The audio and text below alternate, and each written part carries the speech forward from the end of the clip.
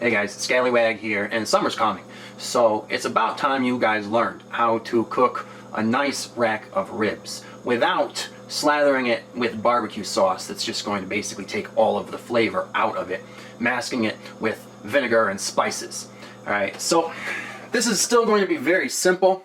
All you're going to need is some good whiskey and or some good liqueur, something that will pair well with red meat. All right, so I'm using Sambuca, which has a black licorice flavor. If you don't like black licorice, you can use any other kind of liqueur. However, you also don't have to use liqueur at all. All right, you could just use whiskey, and then you're going to want some real maple syrup, not pancake syrup or any of these kinds of syrups that are mostly high fructose corn syrup and artificial flavors and stuff like that. All right, real 100% pure maple syrup. Coconut sap.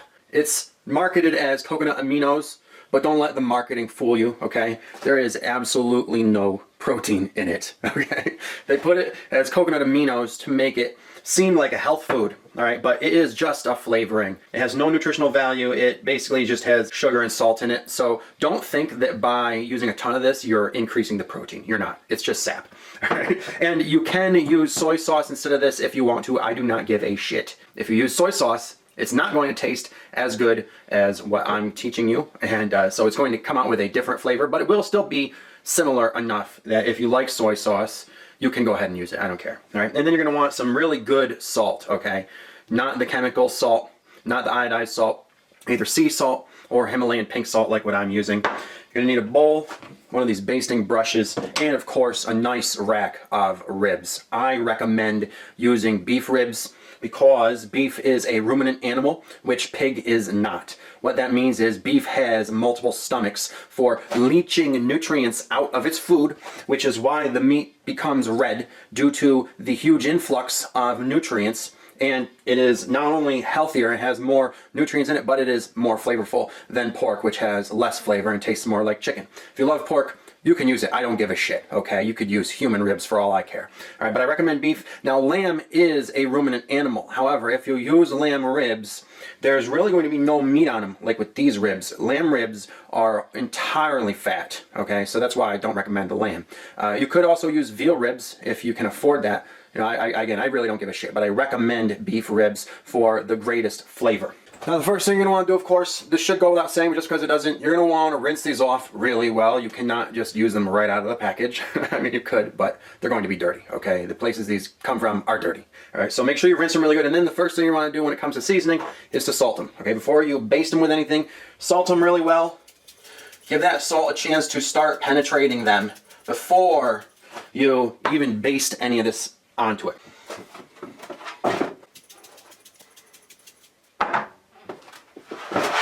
Now, when it comes to the basting sauce, you do not need to measure all this out. You can eyeball it based on how big the rack of ribs or how many racks of ribs you're using. For this much, I'm going to be using at least a tablespoon of every ingredient. All right, so I'm just going to put maybe a shot or so of whiskey in there. Probably do a little bit.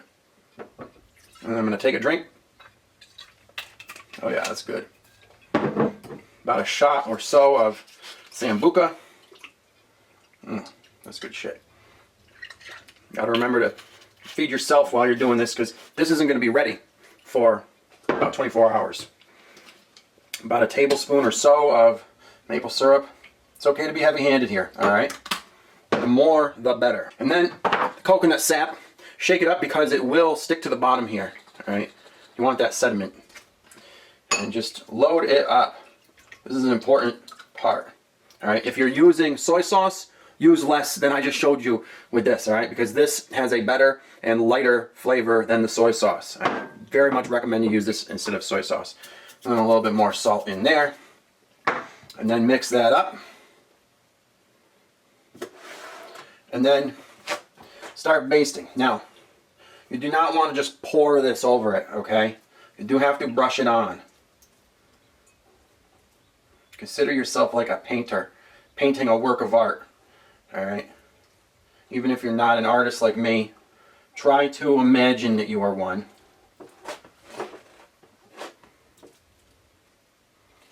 You gotta paint it on in the right amount. So you go over the first side back and forth, Make sure you've gotten it all evenly. And then make sure you've gotten the outside, the edges, and the corners. Okay? Once that side is done, turn it over. Do the next side. Now luckily on this side it's going to pool. And that's good. And that is why we are going to leave this side up while we let it marinate in the fridge for a whole day. About 24 hours, at least 12. And, you know, it doesn't need to be excessive because it's not going to take that much time to have all these juices and flavors sink in. All right? So 12 hours is enough. In fact, you could do this the morning of the same day and just let it sit for 6 hours. Especially because these are then going to slow cook for another 6 hours. So that right there would be 12 hours, understand? And you do want to leave a little bit of the sauce for basting while it cooks, okay? You're going to continue to baste every hour while it cooks. So now that you basted it, you gotta get some aluminum foil. You're gonna cover it up.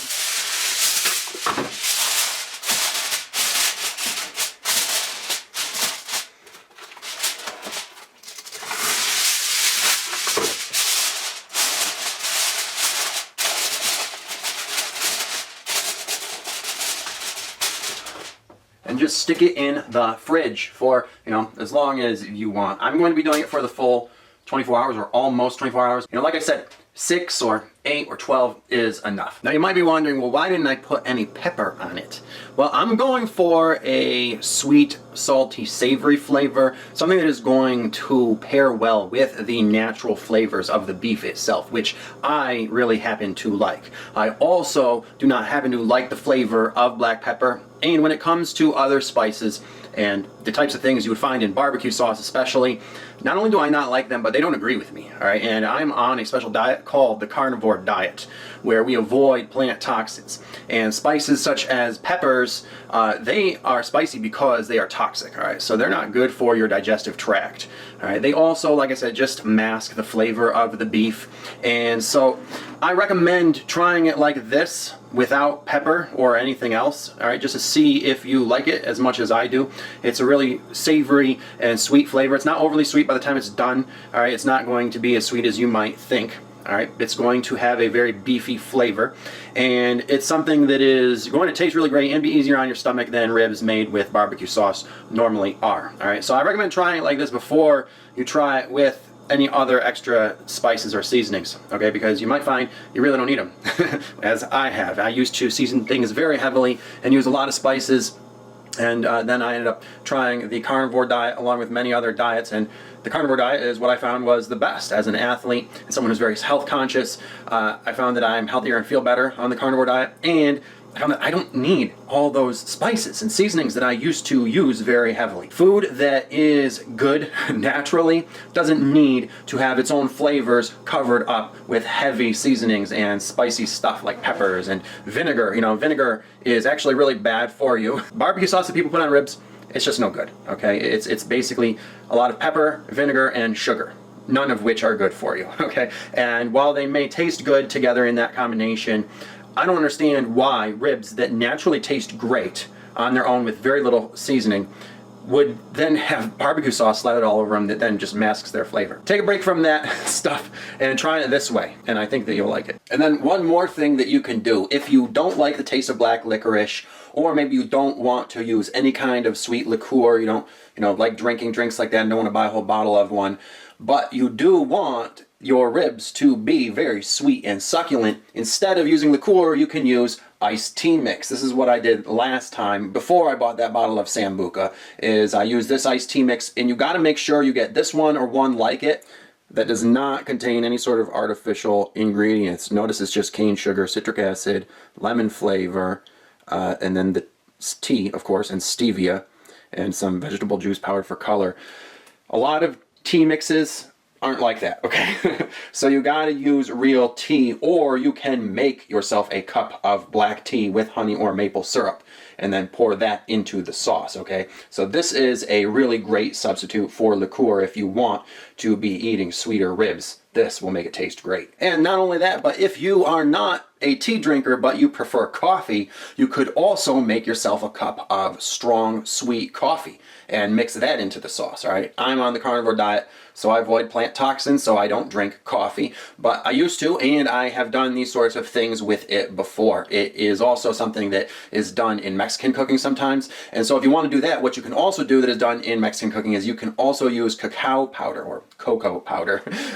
So that will also give it a very sweet taste as long as you're using enough sugar, because these things are bitter on their own. All right, but coffee and cocoa, or cacao as it's technically properly pronounced, will make a really great rub for your ribs if you're looking for that sweet, succulent flavor. And as I'm sure you all know, coffee and cacao go very good with whiskey and maple syrup. Those four things will pair excellent together, and will also make a really great drink too. So make sure you make enough for yourself to sip on while you're cooking. As for me, what I like to do is to make myself a nice, strong, hard iced tea to sip on while I'm cooking my ribs. And I'll either use the whiskey, or if I want a really stiff drink, I'll use this Polish spiritus, which is just pure neutral spirits like Everclear, only slightly stronger. This is the strongest alcohol on the market. And so this will make me a really stiff drink, and then I'll be drinking it and also basting the ribs with it after I run out of the sauce that I made. So that really helps as well. Okay, so it has now been just about 24 hours that these ribs have been marinating for, and I did baste them again part way. And I'm now ready to heat the oven. I'm going to heat it up to 350 at first, and then I'm going to drop it down. All right, and I want to give these another baste before I put them in. And if you do run out of the basting sauce in your dish, don't worry, because you can then just start using the sauce that has gathered in the pan. In fact, I'm just going to go right ahead and use it all. Might as well. The sauce already smells really good. And then I'm going to cover them back up so that at first, when they're cooking, they get steamed a little. And the sauce won't just start to evaporate and dissipate right away. So for the first hour or so, maybe an hour and a half, maybe even up to 2, I'm going to keep them covered. All right. Then I'm going to take them off, and I'm going to start flipping it and basting it as we go. All right. And if the sauce does dissipate and I want to keep moistening it, I'll make a cup of iced tea and keep basting it with that. However, these ribs are so fatty, you can actually let the sauce all dissipate. You can let them begin to dry out and get crispy. And because of the fat, it's not going to get tough and hard to eat like chicken would, okay? In fact, I like to make my ribs crispy, all right? So it doesn't get so dry that it's not palatable. It is still really good when you make crispy ribs that are on the drier side because of that fattiness. However, if you do want really, really moist ribs, you can just cook them in a lot of beef broth. You could actually just braise them in beef broth, and I do that sometimes when I want really moist ribs. All right, but usually I cook them like this. And before the oven is even done heating up, I'm just going to go right ahead and pop them in onto the very center rack. And I don't even need to set a timer, okay? It's actually 4 o'clock right now. These are going to be done between 9 and 10, by 10 at the latest. And I don't need to be strict about my timing. You know, I can come and flip them and rebaste them whenever I want, really. And as soon as I hear my stove beep to tell me that the preheating is done and it has reached 350 degrees, I'm going to dial it down to 275, which I'm going to leave it at for the rest of the duration of the 5 to 6 hours they're going to be cooking at.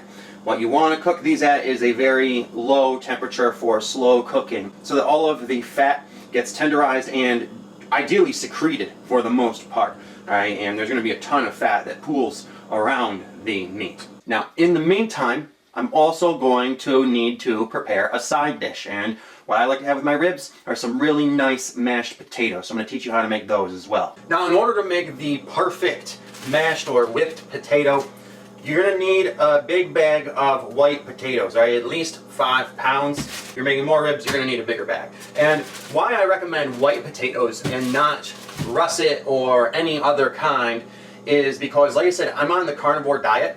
And while most people on the pure carnivore diet wouldn't eat any kind of plants whatsoever, especially a whole serving of carbs like this, I am on a modified carnivore diet, all right? It is actually just an animal-based diet, technically speaking. And so people like me we do still eat carbs, but we have to be extremely selective about them and choose ones that have a minimal amount of plant toxins. And potatoes are part of the nightshade family, and nightshades are highly toxic.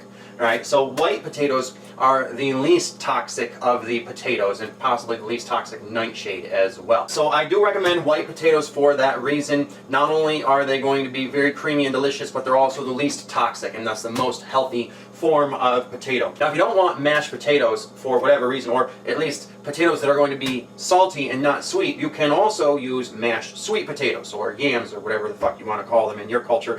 Sweet potatoes, like white potatoes, are very low toxicity. However, they actually have more nutrients than white potatoes, okay? That's why they are colored the way that they are, because they have more beta-carotene in them and other nutrients as well. And you can use some maple syrup with them, and that's going to pair really well with the mashed potatoes. I want something that is going to be more salty and savory for this dish, okay? That's why I'm using these mashed potatoes this time. The last time I did sweet potatoes. If you're not looking for a potato at all, you can also do mashed squash. Squash is also very low toxicity and highly nutritive. Again, that's why it is colored the way that it is. Or you could just do rice. If you don't want to go to the trouble of preparing this kind of vegetable, rice is much easier to prepare. Or you can do whatever other kind of side you want with it. You can make carrots, applesauce. I really don't care what you put into your body. However, that being said, all of these vegetables, including carrots and apples that I have just listed, are on the low toxicity side. So these are my recommendations as someone who is on the animal-based low plant toxin diet. And you'll find that they're all delicious sides for these ribs, as well as being easier on your system. Now, for making these potatoes, you're also going to need some beef broth or stock, and I highly recommend that you make your own because it is extremely easy. And while you can just buy it from the store, and that might be easier than making it yourself, it is not much easier, and yet it is also going to taste much worse than the ones you would make on your own. And if you're not paying a lot for it, it's also going to have a lot of other toxic bullshit additives in it, like monosodium glutamate and other kinds of flavorings, maybe caramel coloring and other shit that you don't want to be putting into your body. And making your own broth is as easy as buying bones at the store, putting them along with any other beef trimmings you may have on hand from making things like ribs and roasts and steaks and such, putting that all into a pot with some salt and maybe some bay leaves if you have them, covering it all with water, bringing it to a boil, lowering it to a simmer, and then letting it simmer for 12 to 24 hours or more. You could even do it for 2 to 3 days if you want. And that type of broth is going to be so much better than anything you get at the store. The only thing comparable at the store would be the stuff that you buy in the fancy jars, you know, that says, you know, pure bone broth on it or something like that, and it's going to be extremely expensive.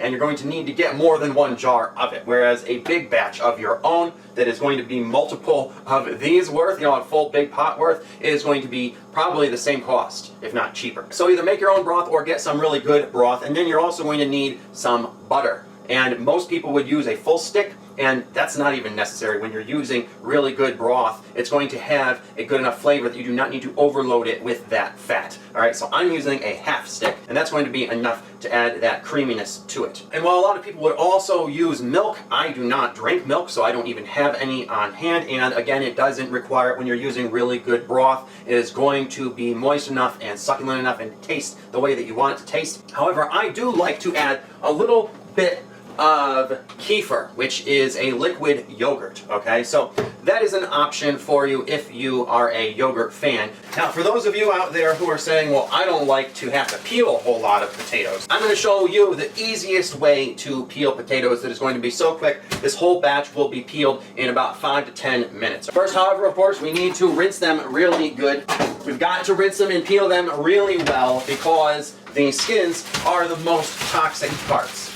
And if you have any potatoes that have bruising or, you know, just bad parts like that, or any little knots or sprouts or any dark spots like that, those are the most toxic parts. So you need to make sure that you cut that out. So we're going to just rinse these really well.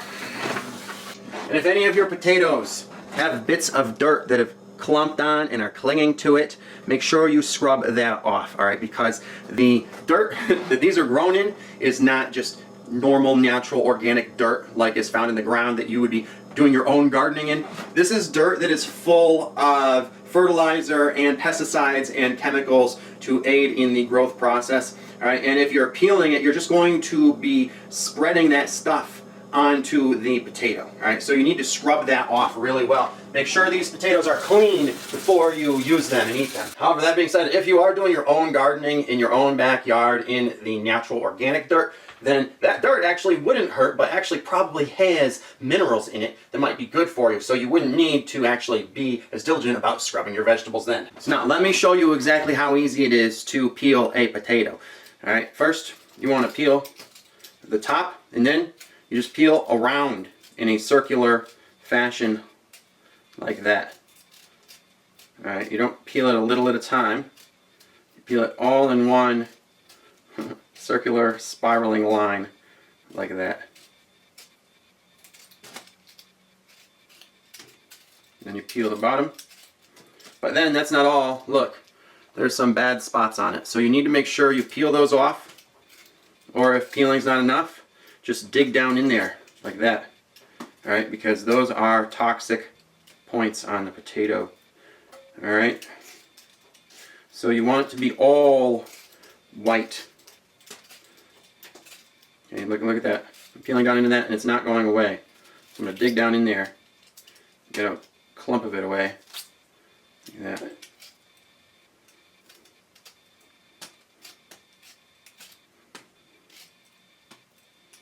So make sure you're diligent about that. I know not every potato is going to have those bad spots on it. So some potatoes are going to be easier than others. This one was easy to peel because of how round it was. All right, but then it had these spots on it, so it needed extra time, so that took about a minute. Some of these potatoes are going to take longer than others. You know, like there's this one, this big one here. It's going to take longer because it's bumpy. All right, but it's still not going to be too hard, okay? Show you.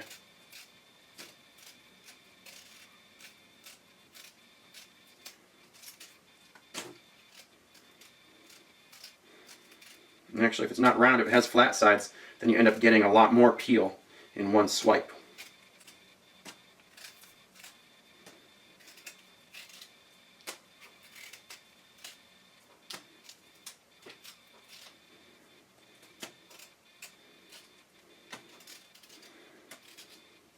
But then you have to deal with the bad spots.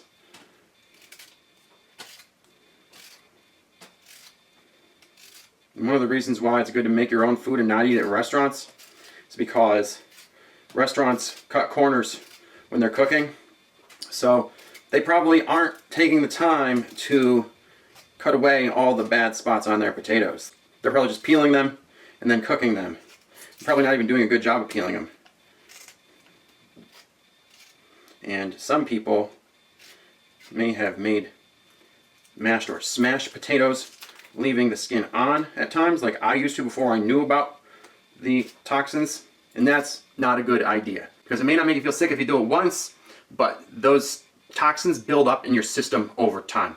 Okay, so it will start causing health problems eventually if you're doing it enough over long periods of time. And then of course not all these potatoes are going to be big. You're going to get a lot of smaller ones, and that can make it take longer if they are bumpy, but a lot of the smaller ones are actually less bumpy and more round, so they actually go really quick. Okay, so this one here just took me like 15 seconds to peel, and I just need to get the spots off, and that's it. See, 20 seconds. All right, so like I said, I'll have the rest of this batch done in like another 5 minutes, you know, 10 tops for the total thing. All right, so I finished peeling all the potatoes. And before I put them into a pot of water to boil, as you can see, they're still pretty dirty. There's a lot of little tiny bits of skin and dirt on them that have chemicals in them. So before I cook them, I'm going to give them a final rinse. Get all the rest of that stuff off. We don't want any of that in our mashed potatoes. Then we're going to cut up the bigger ones into quarters.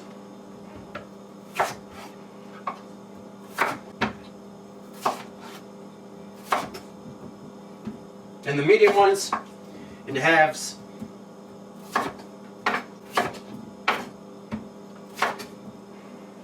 Probably the easiest cutting job you'll ever do.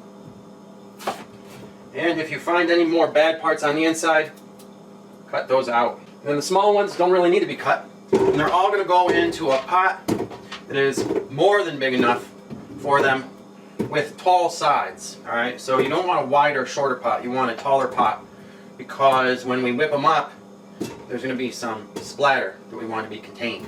So put them all in there and notice that this is big enough that they fill less than half. All right, that's ideal. Fill it up with water. Add a little bit of salt so that it will cook right in to the potato cells. And make sure you use sea salt. And if you want, you could even add bay leaf if you have it. You don't really need to though. And put it on the stove. Set it to high, bring it to a boil. When it boils, let it boil for a minute or 2 or 3, and then you're going to turn it way down to a simmer, like a high simmer, okay? And if you want to cook them faster, you could even put it at medium, all right? Somewhere between simmer and medium, but you want to cook them, lower than a boil, all right? And cook them until they begin to fall apart. You should see cracks forming and see that, the outside is starting to come away from it into the water, and when you put a fork into it, it goes right in like it is just super soft. You want these potatoes to be extremely soft for the mashing. And once they are boiling, I'm going to give mine a little stir here. When you turn down the heat, if you want them to cook even faster, cover them. That'll really help. And then you won't even have to do it on as hot of a setting because the heat's going to get locked in. Alright, it has now been 2 hours, so it's time to take these ribs out, uncover them,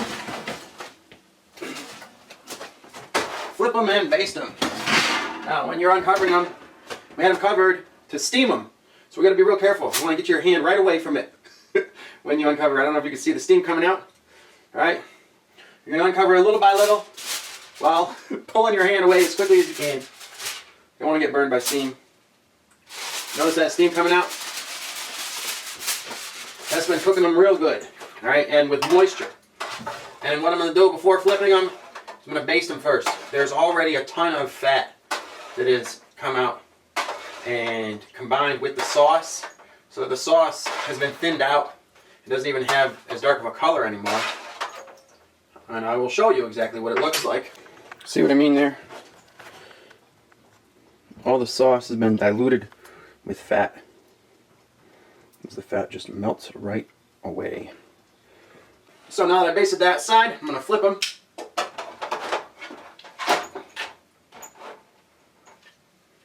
I'm going to baste the other side.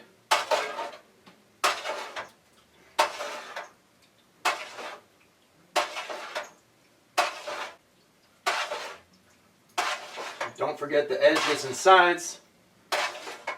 And then to make sure I've gotten every crevice, I'm going to use the brush. Get right into the cracks between the ends of the bones. Right in here there's a big crack.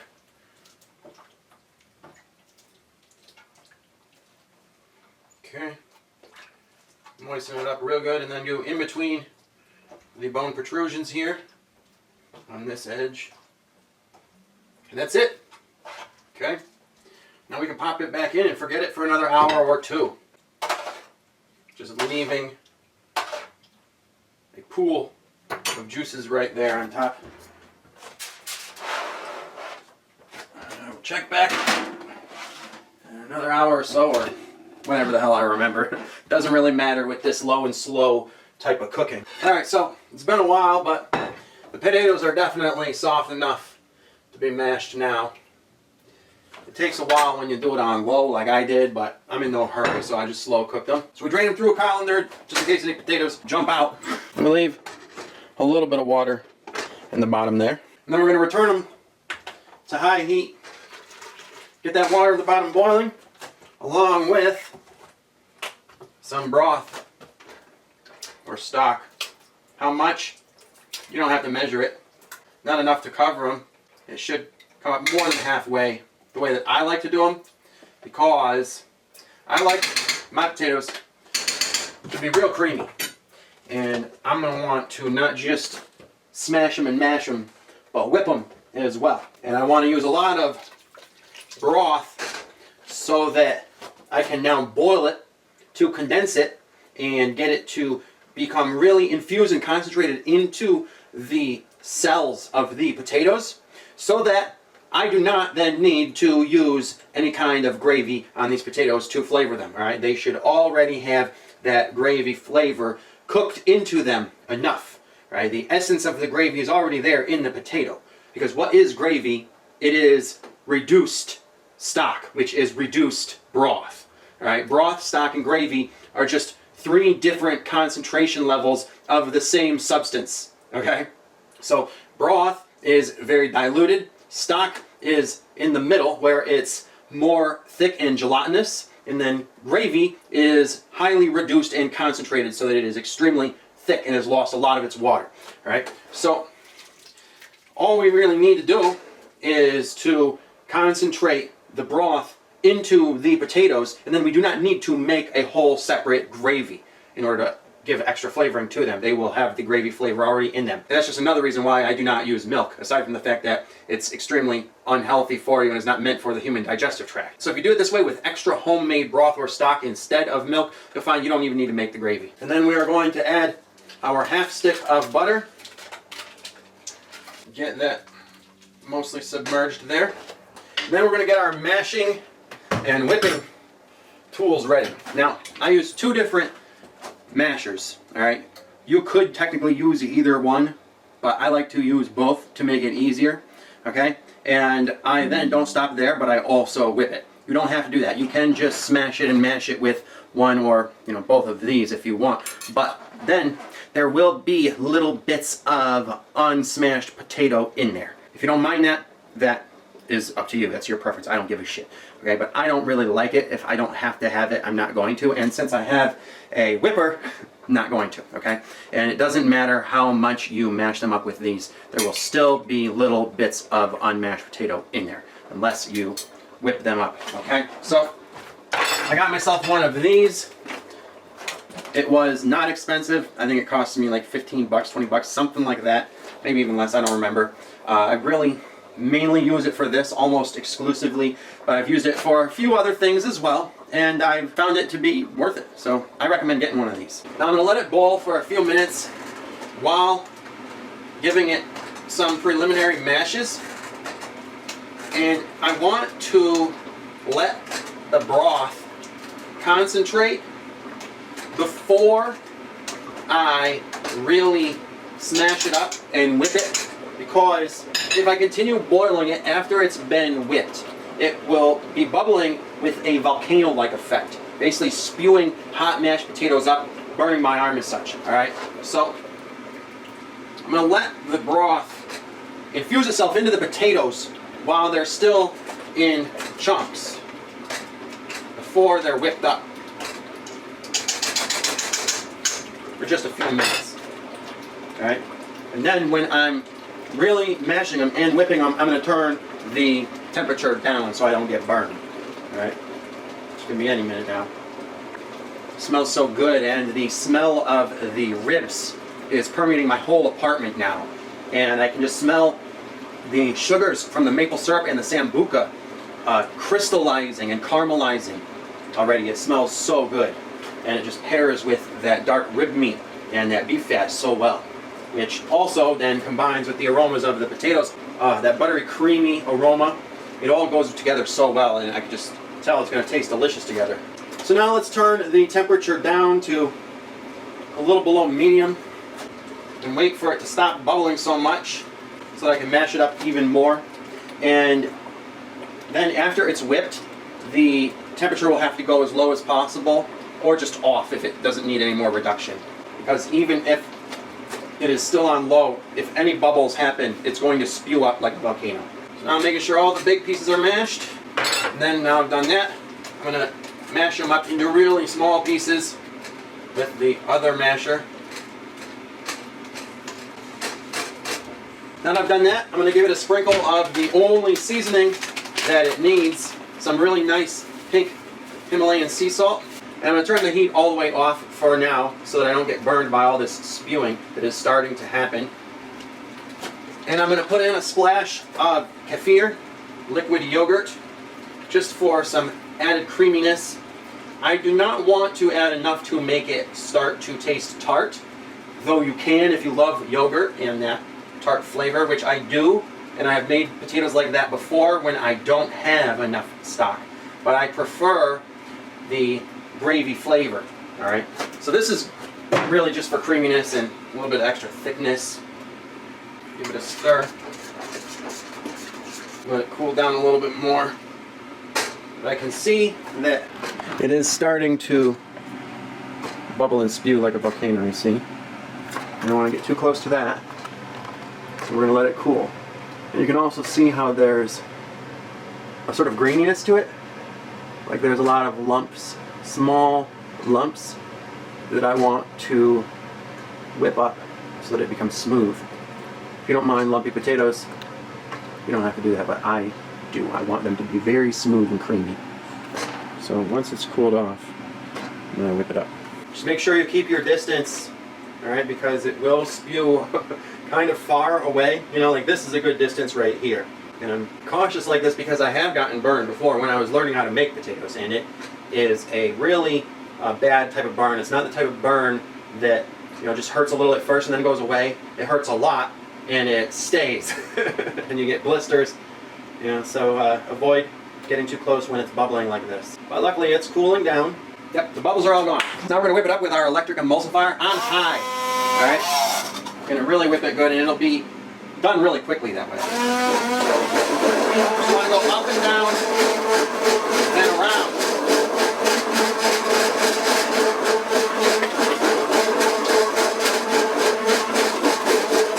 In a spiraling fashion. In and out from the center.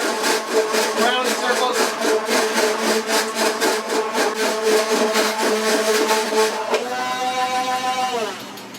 And that's it. It's done. About 1 minute is all it takes with this because it's so powerful. So it has been completely emulsified now. Let me taste that. That is really creamy, yeah. It's creamy, smooth, salty and savory just like I like. And it tastes of gravy so much that I will not want to add any more to it. Let me show you what it looks like. See how smooth that looks. It is so smooth. Just the right consistency as well.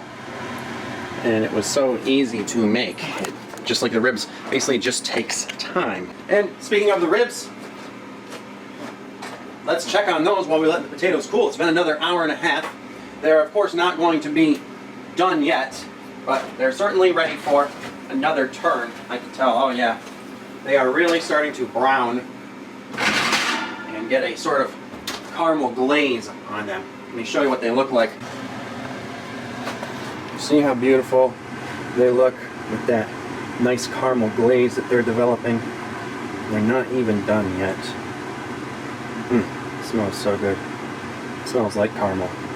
Because that's what it is. Caramel is cooked sugar. So, I'm going to baste them again with this pan sauce, which is now mostly fat, as the sauce that I made and the liquid and alcohol parts of it have all been cooked off. So, since I want to cook these a lot longer, without having them get too dry, I'm going to make some iced tea for basting. Now, since I'm not looking to have a drink right now, I'm not going to make this iced tea in the manner that I would drink it, alright? I'm not making enough for a full drink, and I'm going to make it in a very concentrated form. Just one that is meant for basting this. Since I don't really need that much, just as much as fits in this little dish is enough. I want to get all these granules dissolved.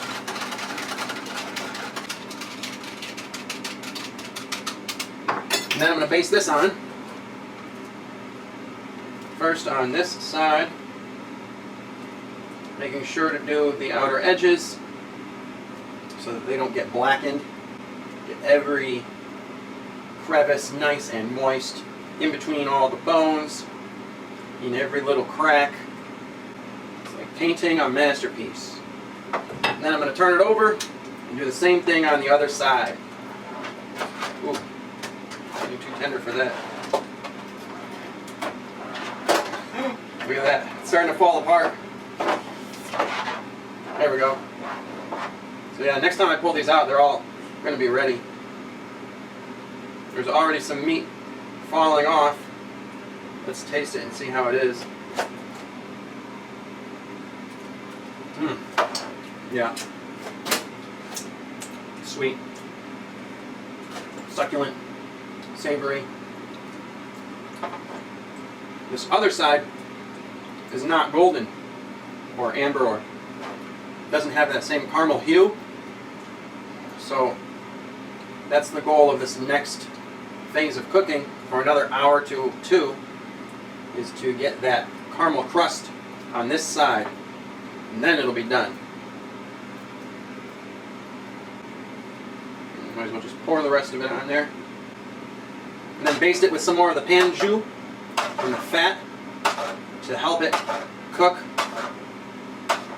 and get really crispy on the outside. Like I said, I like my ribs to have a crispy crust. And two things that accomplish that are sugar and fat. So after spooning a lot of this fat back on it, I'm going to brush it around one more time to make sure it's all coated. And then I'm going to pop that right back in and forget it for a while. I wish you could taste this. It's already so good. It's going to be even better when it's done. Alright, so it has been exactly 5.5 hours, and it is time to get these ribs out of the oven. I can just smell how ready they are. Whew. Look at that. That is just beautiful. Let me just show you what I'm looking at. Check that out. Look at how beautiful that looks. So crispy on the outside. Just ready to be sucked right off of the bone. So I'm going to go ahead and cut these up into 4 portions for me to eat throughout the week. And make myself a plate for right now. Wow, these potatoes are so creamy. They've been pureed. So good.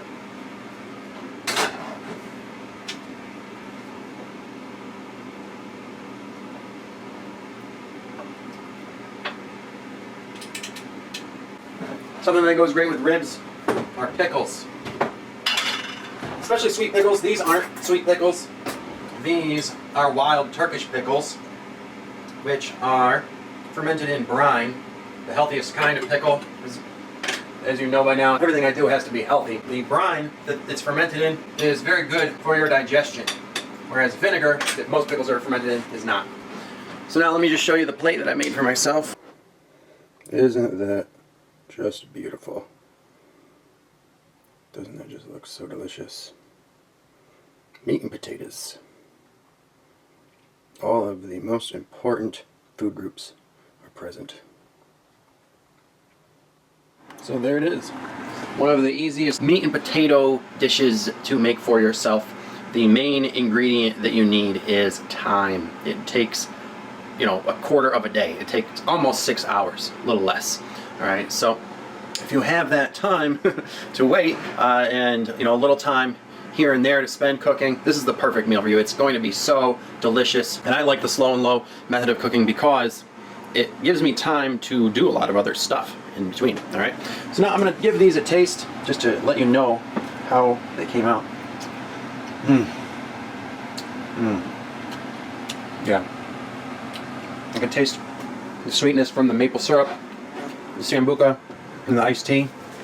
It has caramelized into a nice crust. It's sweet and savory.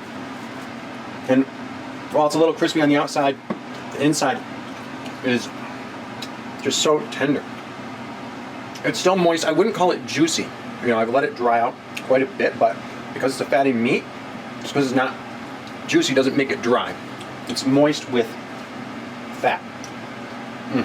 Which is exactly what I wanted. And as for these potatoes,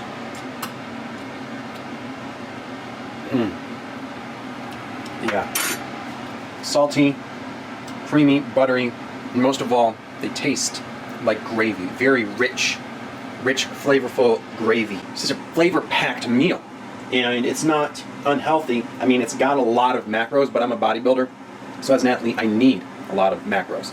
All right.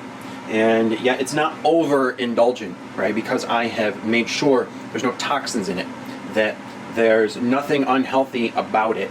It's quite healthy, actually. As long as I'm going to be turning those macros into muscle, it's healthy for me, right? So I wouldn't recommend eating like this a whole lot if you're not an athlete, okay?